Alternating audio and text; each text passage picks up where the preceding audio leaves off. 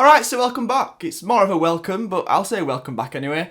Welcome to the Super Bladesman channel. Hopefully going to be putting out daily content here. We're going to try his best, but this upload schedule might only last for a couple of days. We'll have to wait and see. But either way, Super Bladesman, if you don't know what Super Bladesman is, it is a shop where you can buy Sheffield United unofficial merchandise that, in my opinion, I would say this, it's better than the club shop. It just is. More variety, more things to sell. We've got coasters, we've got t-shirts, we've got polos, we've got beach towels, so help yourself.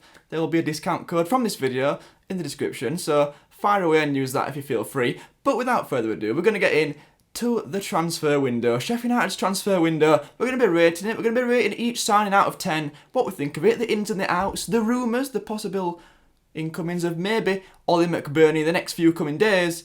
But without further ado, let's get on to the first one, which I think it was Luke Freeman. So the first one, Freeman. I think I remember him playing for Stevenage when we were in the doldrums in League One for what seemed like an eternity. And he always stood out. I remember going to QPR away last season when we were in that terrible streak. And I think we turned it around. We did. Sharp scored. And he was unbelievable that day. Freeman, every time he got the ball, he was one of those players who was like, please, can you just give it somebody else? He's always looked a good player. We've always seemed to keep a keen eye on him. I think there was rumours last season that we were supposed to be looking at him. It's just a good signing, it just is. Whether he'll make the step up, which will be a common theme throughout this video, will he make the step up, we'll have to wait and see. We apparently paid 5 million.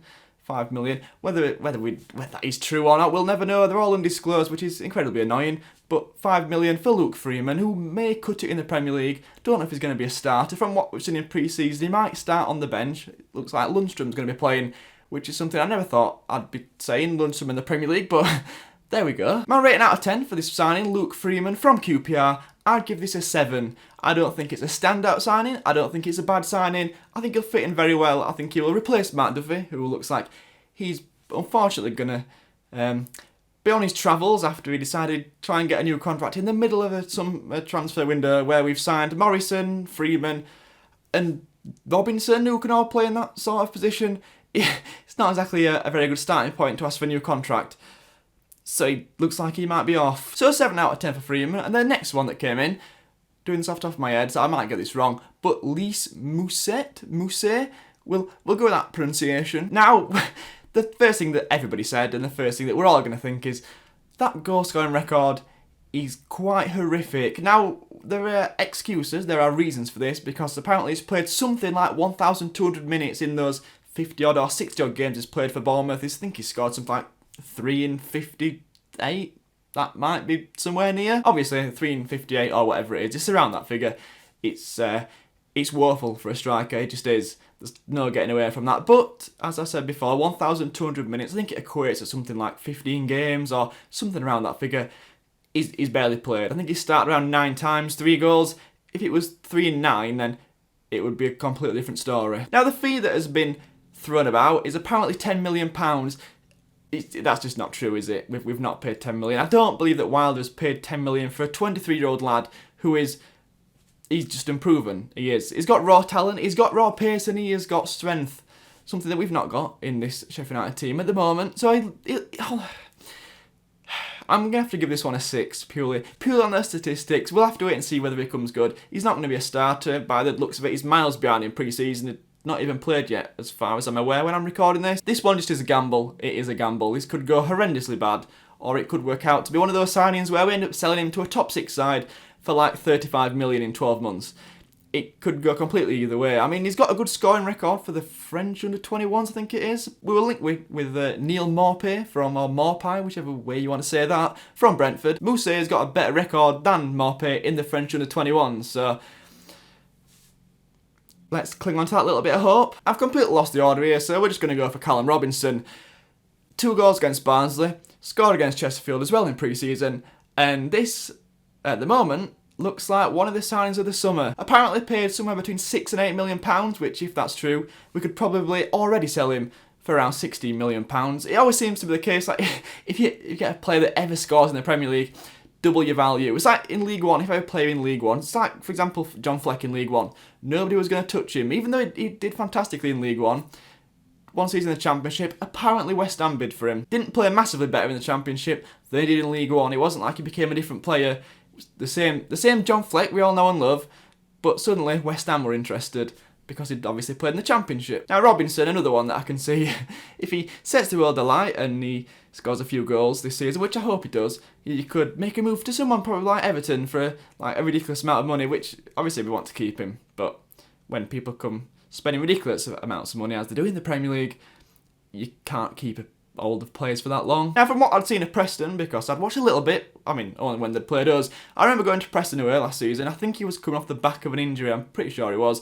He still looked incredibly dangerous. He should have scored. I think there was a one where somebody played a ball through and he had a shot with his left foot and it basically trickled into the hands of Dean Henderson, who we'll come on to later. But he always looked dangerous. One of those players, when he goes off, or if he does get subbed off, you breathe a bit of a sigh of relief. So it was nice to see him come in. I always thought he was a left winger or played off the wing. This season, or in pre-season so far, he started up front. It looks like he may start up front with McGoldrick as a partner, just as an out-and-out striker. Now obviously he'll drop off and drop deep and make runs, but against Barnsley he was definitely the most prominent forward out of the two of them. Now again, he's not tried and tested in the Premier League because none of our signings, apart from Jagielka, who we'll move on to, are going to be. We can't afford that. If we do sign anyone that is tried and tested in the Premier League, they're going to be old, or they're going to be Championship players who are on the way up, which is the only real way you can do it. Now, we've spent quite a bit already this transfer window, and if we spend a bit more on McBurney, or a lot more, it's going to take us spending to over like 50 million, which Sheffield United and 50 million transfer window spendings, two things I didn't think I'd ever mention. But what I'm saying is the money you'd have to spend to get someone that's a proven striker or a proven player in the Premier League, it's double or triple that really these days. Like, look at Maguire. He's not a world beater, he's not. He's a very good defender, and he would improve that Man United side. But 80 million? Not sure what's happened there. So for this signing for Callum Robinson, we're going to go with an 8. He looks promising in pre-season. That's all we've really got to go off. Again, not tried and tested in the Premier League. We'll have to wait and see. An 8. And moving on to Mr. Phil Jagielka, who came back to Bramall Lane after 12 years away. I think it was 12 years to the day from him leaving to signing, which was a bit of a coincidence. Now, when this was first announced, it was announced on Twitter as it was about to happen as a sensational signing or something along those lines. And then when it was announced as Jagielka, I think we were all a little bit disappointed. We were expecting more pay because that was the rumour at the time. And to get Jagielka seemed a bit of a downgrade. People were saying he was old. People were saying his legs have gone. People were saying he handballed it on purpose to get moved to Everton when we got relegated. Don't quite buy that one. But people weren't incredibly pleased. That includes me as well. I wasn't overly delighted when we signed him, thinking signing a 36, 37-year-old on a one-year deal, and you're thinking, not this again. But as time's gone on, it's grown on me, this signing. It's definitely grown on me. We need some Premier League experience, and he's got bucket loads. He's got like 40 England caps. He's played hundreds and hundreds of Premier League games, and I've got a feeling that it won't be long until he actually starts this season. I say that because I wasn't impressed with Basham at all at Barnsley, but Basham's got like a strange knack of looking like he's never played football in his life, and then 20 minutes later looking like he is the second coming of Maldini. He's the most uncoordinated footballer ever, but it somehow works in some strange way. Well, even when we got promoted from League One, I was thinking we need to sign a right centre-half, a right centre-back to cover for Basham, or maybe even replace Basham, because I didn't think he'd be good enough defensively. He excelled in the Championship. It's probably going to happen again. It is. He's probably going to prove me wrong again. But Jagielka, it's an okay signing, in my opinion. It's a one-year deal. We've not signed him on a 2 or a 3 year. He's not going to be playing when he's 40. It's fine. It'll do. It's nice cover. He's a solid centre-back. He's not going to do anything wrong. Experience. I would have initially given it a 5, but we're going to give it a 7.5 now. So moving on to Ben Osborn, who we signed from Nottingham Forest for apparently somewhere between 3 and 5 million. I'll be honest, I didn't know loads about Ben Osborn. Watched him at Barnsley, incredibly impressed. I think he did play left wing back that day, and he was pretty good. He was probably one of the best players on the field, I'd say. First half, we didn't play particularly well. Wasn't that impressed. Second half, we just ran over him. We had too much quality, too much pace, too much strength. And although Barnsley they look decent, I think they'll go well this season in the Championship. I don't think they'll go straight back down. I think they might finish somewhere between 12th and maybe 18th. So I think that was a pretty good result considering. But Ben Osborn was incredible that day. He fought for everything. He's incredibly small, so I don't know whether against the bigger Premier League teams he'll actually play. Is a good cover for Fleck or for Andy Stevens if Stevens has to come inside when O'Connell's out. Apparently had an ankle injury. Hope it's not like BT flu when he's off to Brighton or some other destination that's warmer than Sheffield. But either way, it's a nice signing. It's a good sign. It's not too expensive. In the Premier League, spending 3-5 million, it's a bit of a drop in the ocean, really, compared to what teams like Aston Villa have spent. So it's a good sign. It's a solid signing. It's not going to be a world beater, but it is a good signing. I'd give this one a 7. And the penultimate one, Dean Henderson, he's back after a long-awaited return. Now, obviously, I wanted Dean to come back as well. He's got a really good relationship with the fans. He's a fantastic goalkeeper, and I think we all seem to forget he's like 22.